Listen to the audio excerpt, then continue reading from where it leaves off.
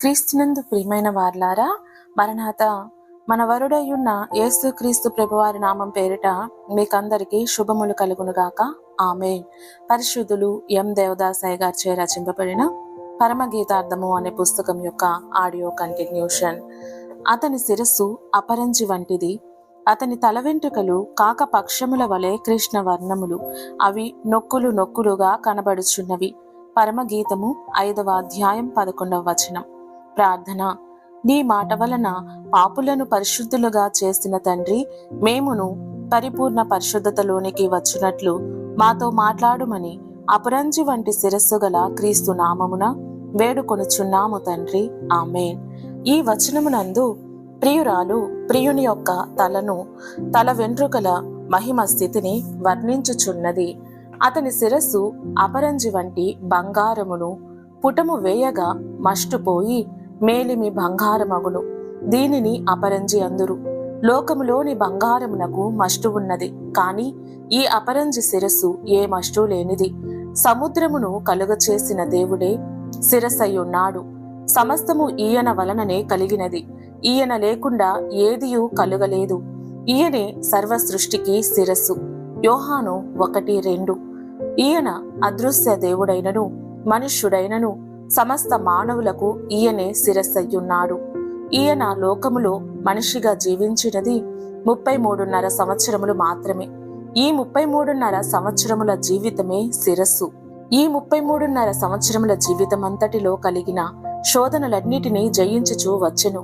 కనుక ఈయన జీవితము అపరంజి వంటి శిరస్సు గలది. ఎఫెసీ 1:22. సంఘమునకు శిరస్సు క్రీస్తు. క్రీస్తైన శిరస్సు నుండి సంఘము వచ్చినది. దీనికి ఈయనే శిరస్సు. ఈయన జీవితమంతయు ధవల వర్ణుడు. ఆయన శరీరధారి అయి జీవితాంతము శిలువలో రక్తము ధారపోసినందున రత్నవర్ణుడు. ఆయన పునరుత్థానుడైనందున అపరంజి వంటివాడు, మరియు పునరుత్థానుడైనందున శిరస్సయ్యున్నాడు. మృతులలో నుండి లేచుటలో ఈయనే మొదటివాడు గనుక పునరుత్థానుడైన వారికందరికీ ఈయనే శిరస్సు.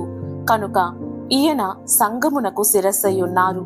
ఈయన ఆరోహణమై సింహాసనమందు ఆసీనుడై ఉన్నారు గనుక మరింత అపరంజి శిరస్సయ్యున్నారు. ఈయన పెండ్లి కుమారుడై వచ్చి పెండ్లి కుమార్తె అయిన ఆయన సంఘమును నూతన యెరూషలేములోనికి కొనిపోవును గనుక ఈయన మరింత అపరంజి శిరస్సయ్యున్నారు. 1000 ఏండ్లు భూమి మీద రారాజుగా పరిపాలన చేయుటకై సంఘ వధువుతో రానయ్యున్నారు. ఈయన ఈ 1000 ఏండ్ల పరిపాలనకు శిరస్సు క్రీస్తు ప్రభువే కనుక మరింత అపరంజి శిరస్సయ్యున్నారు. రెండవదిగా, అతని తల వెంట్రుకలు కాక పక్షముల వలె కృష్ణ వర్ణములు. దీని అర్థము నలుపు అని తెలుపుటకు ఇట్లు వాడిరి. మరియు ప్రభువు పరిశుద్ధుడు గనుక ఆయన ప్రతి అవయవము పరిశుద్ధమైనది. ఆయనను గూర్చి దేనిని పోల్చినను పరిశుద్ధమైనదయ్యుండును. ప్రియురాలు ప్రియుని యొక్క తల వెంట్రుకలు నల్లనివని వర్ణించుచున్నది. ఈ నలుపు సృష్టిలోనిది కనుక పవిత్రమైనది. భూమికి దేవుడు గాఢాంధకారమును పొత్తిగుడ్డగా సృజించెను. యోబు 38:9. ఉదాహరణకు, సృష్టిలోని అల్లనేరేడు పండు నలుపు, కాకి రెక్కలు నలుపు. దేవుడు సృజించినవి పరిశుద్ధమైనవి. వీటికి చెడు అర్థం చెప్పుటకు వీలులేదు. సాధారణంగా నలుపు శ్రమలకు, కష్టములకు, పాపములకు, మరణమునకు, దయ్యములకు ముంగుర్తయ్యున్నది. అయితే ఈ వాక్యంలోని నలుపు ప్రభువునకు పోల్చినందున అది పవిత్రమైన నలుపు అని గుర్తయ్యున్నది. సృష్టిలోని నలుపు పవిత్రమైనది, మనము కల్పించిన నలుపు అపవిత్రమైనది. 3. యేసు ప్రభువునకు కలిగిన నలుపు వెంట్రుకలు ఆయన యవ్వన రూపమును తెలుపుచున్నవి. ఆయన నరరూపమును తెలుపుచున్నవి. ఆయన శిరస్సు అపరంజి. ఈ అపరంజి వృద్ధాప్యమును తెలుపును, అనగా ఈయన యవ్వనుడును వృద్ధుడును అయినట్లు చెప్పవలసి ఉన్నది. కాని ఆ అర్థము చెప్పకూడదు, మరి ఒక అర్థము చెప్పవలెను. అపరంజి శిరస్సు కలిగిన ఈయన బహుకాలం నుండి ఉన్న ఆయన అని తెలుపుచున్నది, అనగా అనాది కాలం నుండి ప్రభువు ఉన్నారని తెలియచున్నది. దానియేలు 7:9 నందు మహావృద్ధుడు కూర్చుండెను అని ఉన్నది. ఇది ఆది తండ్రి అయిన దేవునికి సంబంధించిన మాట.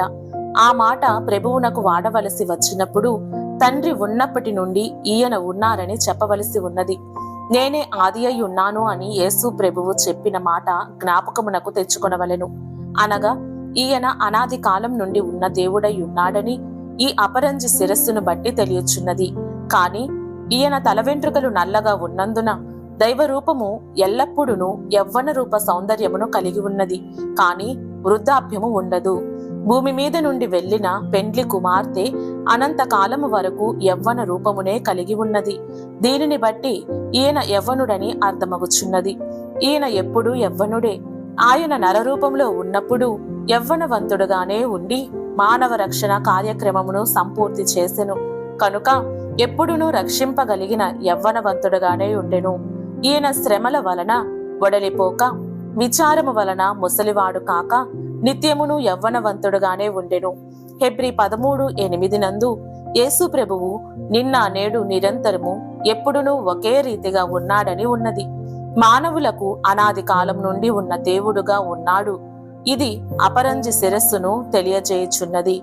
మానవ రక్షణార్థమై వచ్చి యవ్వనుడుగానే వచ్చి రక్షణ కార్యమును చేసినందున మానవులందరినీ రక్షించుటకు శక్తిగల యవ్వనుడైన రక్షకుడుగా ఉన్నారు.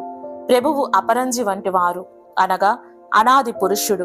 నలుపు వర్ణమును బట్టి చూడగా ఈయన అనంత పురుషుడుగా ఉన్నాడు. ఈయన అనంత కాలమున్నను యవ్వన రూపమును కలిగిన ఈయనే అనాది అనంత రూపము కలిగిన ఆయన. కనుకనే అపరంజి శిరస్సును నల్లని వెంట్రుకలు కలిగిన దివ్య సుందరుడని పెండ్లి కుమార్తె వర్ణించుచున్నది. అనాది కాలము నుండి ఉన్నను వృద్ధుడు కాదు, అనంత కాలము వరకు ఉన్నను ఈయన వృద్ధుడు కాదు. కాని అన్ని కాలములలో ఉన్నను ఒకే రీతిగా ఉన్న పెండ్లి కుమారుడు. 3 అవి నొక్కులు నొక్కులుగా కనబడుచున్నవి. క్రీస్తు ప్రభువు నాజీరు గనుక ఆయన పుట్టు వెంట్రుకలు తీయలేదు. ఈయన వెంట్రుకలు నొక్కులు నొక్కులుగా ఉన్నవి. ఆయన యొక్క మహిమ రూపము ఆ వెంట్రుకలే తెలియజేయుచున్నవి, అనగా అతి సుందర రూపమును తెలుపుచున్నవి. సముద్ర కెరటములు నొక్కులు నొక్కులుగా కనబడును.